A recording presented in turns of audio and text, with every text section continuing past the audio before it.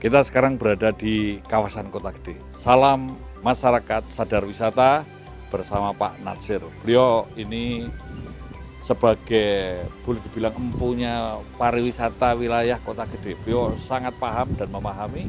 Beliau akan mulai bercerita apa yang ada di Kota Gede. Kota Gede ini bukan di luar kota.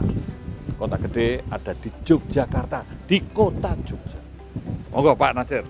Ya, selamat siang Pak Kris dan teman-teman semuanya. Jadi Kota Gede ini adalah cikal bakal dari Kerajaan Mataram Islam. Mataram Islam. Ada di Kota Gede sebelum berpindah ke Surakarta. Jadi perjalanan Kota Gede ini cukup panjang. Pada pertengahan abad 16 tahun 1575 baru Raja ketiga pada periode Sultan Agung Hanyokroowati memindahkan ke Kerto, ke Pleret, baru pada Amangkurat 1-2 dipindahkan lagi ke Kartosuro. Di Kartosuro ada pemberontakan, maka pindah lagi ke Surakarta yang sekarang. Nah, dalam perjalanan itu pada periode itu Belanda sudah mulai masuk dan mulai mencabik-cabik karena Mataram sebagai ancaman besar bagi Belanda. Maka terjadilah perjanjian Giyanti Palilah Nagari tahun 1755, maka Pangeran Mangkubumi aku milih ngadeg diri daripada ikut Belanda. Maka dibangunlah Yogyakarta pada tahun 1750. Nah ini Pak Natsir, ini ada keunikan yang ada di sini. Ini di makam raja-raja. Ya. Ini di kanan kiri ini ada rumah yang mungkin mirip, tapi kata Pak Natsir tadi agak berbeda ya. Ya, jadi begini, karena Kota Gede ini masih dimiliki oleh Keraton Surakarta dan Yogyakarta, maka abdi dalemnya pun juga ada dua, abdi dalem Yogyakarta dan abdi dalem Surakarta. Dan rumah di kanan kiri ini juga yang sebelah kanan saya selatan ini rumah abdi dalem Jogja, dan di sebelah kiri ini rumah abdi dalem Solo. Dan mereka mengabdi sebagai abdi dalam untuk dua keraton. Mereka bertugas bersama dengan dandanan yang berbeda. Nah, ini salah satu keunikannya. Tapi tetap rukun, Pak.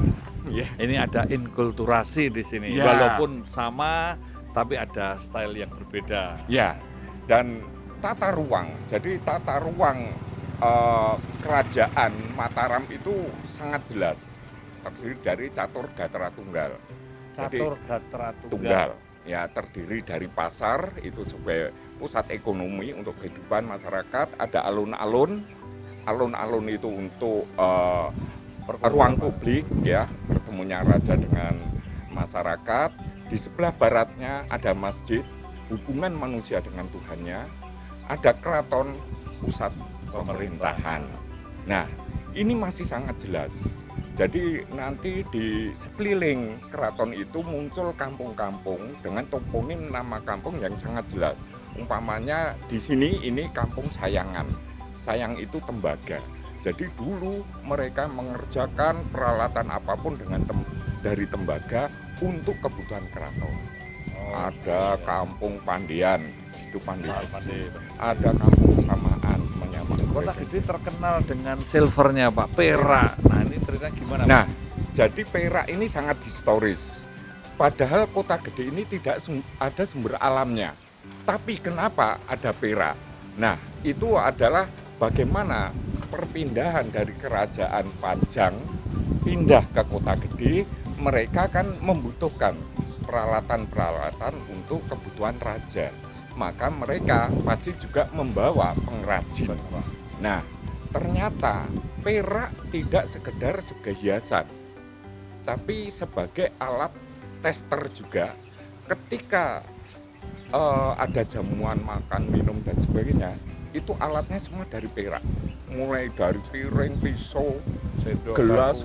Ya, ketika air ditaruh di dalam gelas perak, ketika ada racun apapun, dia akan berubah warna. Berarti Ya, ini. Perak ini menjadi pengaman atau bahkan menjadi bagian dari intelijen ini. Iya. Ya, kita sudah tahu awal tentang Kota Gede panjang lebar, Pak Natsir sudah menjelaskan. Nah, mari kita lihat. Mana lagi Pak Natsir yang Ya, kita lihat? nah ini sekarang kayak ini. Karena Kota Gede ini pada periode perpindahan dari Islam dan Hindu, maka ada tipe beberapa bangunan di Kota Gede ini ada periode Jawa Hindu. Bangunannya ini kan gapura paduraksa. Dengan ketika kita masuk itu ada tembok clear, persis itu gaya-gaya Hindu seperti di Bali. Jadi ketika mau ke tempat suci, ke tempat utama pasti ketutup clear Ada dulu. pembatasnya. Ada pembatasnya. Nah, padahal di dalamnya ada masjid. Nah, ini sebetulnya buat kita ini kearifan, contoh yang luar biasa bahwa permasalahan agama, keyakinan itu cukup dalam saku. Ya, ini contoh bahwa kerukunan beragama yang luar biasa. Boleh bangunannya mau gaya apa, tapi dalamnya juga ada apa. Ya, jadi tidak mempermasalahkan, dan ini kearifan Raja Panembahan Senopati dan yang lain-lain itu menunjukkan bahwa membangun kita itu Islam itu datang belakangan. Jadi dia harus menyesuaikan di mana dia tempat berada. Ada inkulturasi yang baik dan kita melihat ada keberagaman yang tidak menimbulkan konflik tapi selalu ada keteraturan sosial. Betul, betul sekali. Jadi seumpamanya contoh, setiap malam satu suro, satu Muharram, masjid ada pengajian gede. Di komplek makam banyak orang melakukan ritual. Pintu masuknya satu. Belum. Kalau yang mau ke sana ya silahkan, mau ke masjid silahkan. Seumur hidup saya belum pernah ada keributan. Nah, warisan kearifan lokal, kearifan pendahulu kita ini yang harusnya kita jaga, kita kembangkan untuk generasi. Artinya leluhur kita ini memang ada konsep rukun. Nah, rukun agawe santoso, cerah agawe bubrah. Konsep rukun ini menjadi sangat penting bagi keteraturan sosial, bagi kehidupan, bagi hidup, dan untuk tumbuh dan berkembang. Nah, sekarang kita melihat bahwa warisan leluhur wajib kita jaga karena ini peradaban dan budaya bangsa yang membuat kita tetap berdaulat, berdaya tahan, berdaya tangkal, bahkan mampu berdaya saing.